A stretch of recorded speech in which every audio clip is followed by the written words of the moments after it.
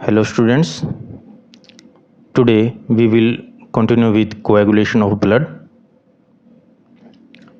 In coagulation of blood, you know that when you cut your finger or hurt yourself, your wound does not continue to bleed for a long time. Usually the blood stops flowing after some time. Do you know why? Blood exhibits coagulation or clotting in response to an injury or trauma. This is a mechanism to prevent excessive loss of blood from the body. And students, you know, whenever you cut your finger, the bleeding stops after some time, and this is by a process called clotting or coagulation. And this process is exhibited by body to prevent the excessive loss of blood. Now students, you would have observed that a dark reddish brown scum formed at the site of a cut or an injury over a period of time. Whenever there is an injury, you observe there a dark reddish brown scum. And what is this scum? This is a clot or coagulum formed mainly of a network of threads called fibrins. This scum is called clot, and this is mainly made up of fibrin threads. These are the fibrin threads, and these light red colored are the red blood cells. So this scum or clot is made up of fibrin threads and trapping the formed elements just like RBC, WBC, they are entrapped in these fibrin fibers. So all this together form the scum, which is called clot.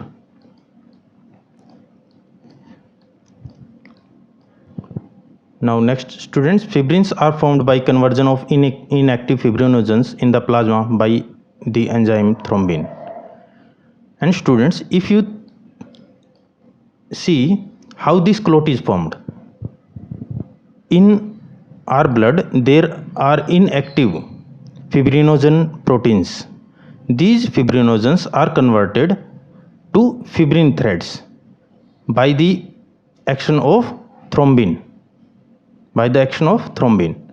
And now from where this thrombin come? This thrombin is produced from prothrombin, which is present in our blood by the action of enzyme thrombokinase and calciamines. Now thrombins in turn are formed from another inactive substances present in the plasma called prothrombin. So students, prothrombin से बनता है thrombin से बनता है thrombin fibrinogen को convert करता है fibrin में, and those fibrin threads form the clot.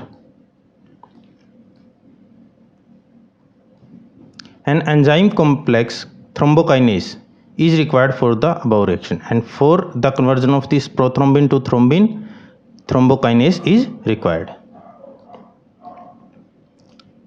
And now students, this thrombokinase complex is formed by a series of linked enzymatic reactions involving a number of factors present in the blood in an inactive state. And students, this thrombokinase, I have used the word thrombokinase complex. This is because this thrombokinase complex involves a lot of events, a lot of steps in forming this thrombokinase enzyme, and this involves a lot of factors present in the blood. There are 13 clotting factors present in our blood, and there are a lot of enzymes which takes part in the formation of this thrombokinase. This all is not in our syllabus, so we will not study it further. You have to just remember that thrombokinase converts prothrombin to thrombin.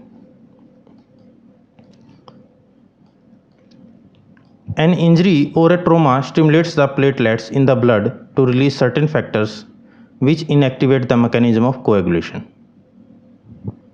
Certain factors released by the tissues at the site of injury also can stimulate coagulation. And students, I have mentioned here, this production of thrombokinase is from damaged tissues which is due to the injury, and the platelets, which comes first to form a platelet plug to prevent the bleeding. And so the platelet release certain chemicals and the damaged tissues release certain chemicals which cause the formation of thrombokinase, and this thrombokinase converts prothrombin to thrombin, and then this thrombin converts fibrinogen to fibrin, and then these fibrin threads form a mesh in which red blood cells and white blood cells with platelets get entrapped and form the clot.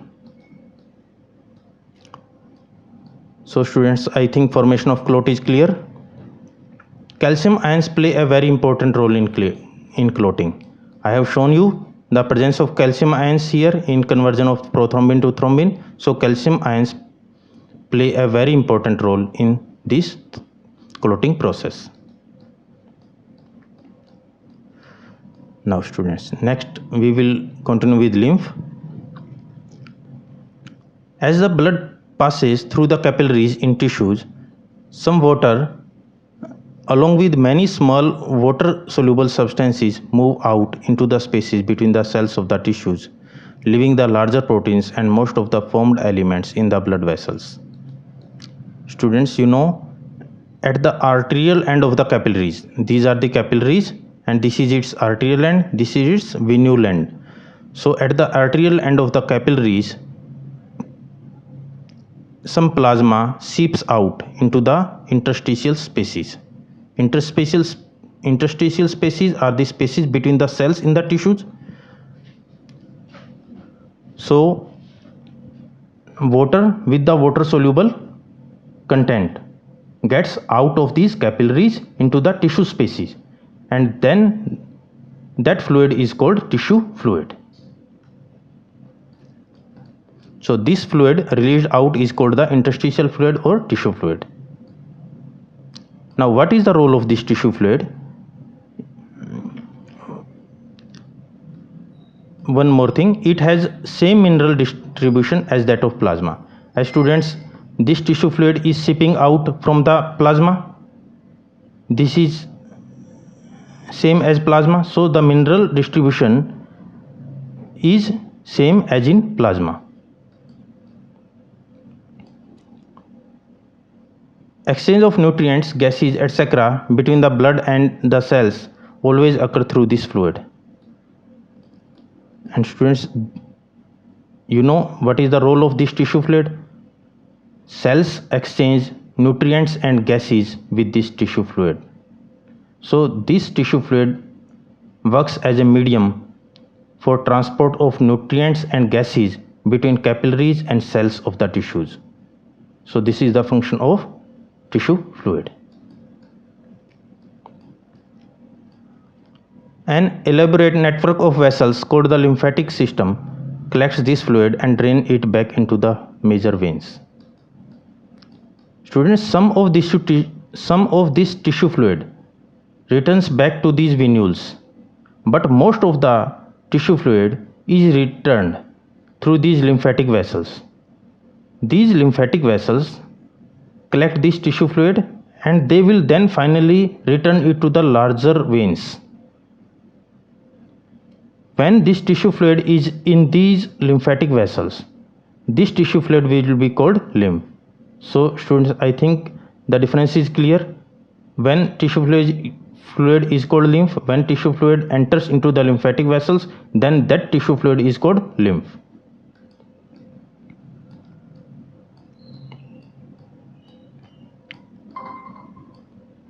So the fluid present in the lymphatic system is called lymph.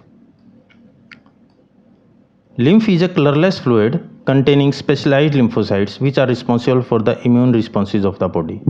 And students, what is the role of this lymph? In previous points we covered the role of tissue fluid, which was for the exchange of nutrients and gases between cells of the tissues and the capillaries. And now what is the role of this lymph?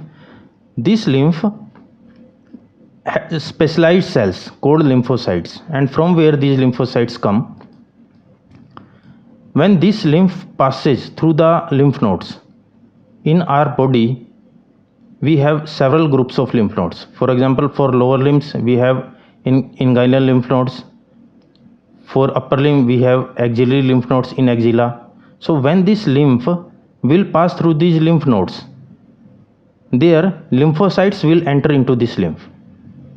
So lymphocytes come from the lymphoid tissue or from the lymph nodes into the lymph, and these lymphocytes will work as immune response of the body. So whenever there will be some virus, bacteria in our blood, they will form antibodies to kill that virus or bacteria, whatever pathogen it is. So these lymphocytes play a major role in immune response of the body. So we can say that lymph is playing a major role in our defense mechanism. And the second role of lymph is working as a carrier for nutrients and hormones. Students, in digestive system, we studied the fat absorption in the intestinal villi. In small intestine,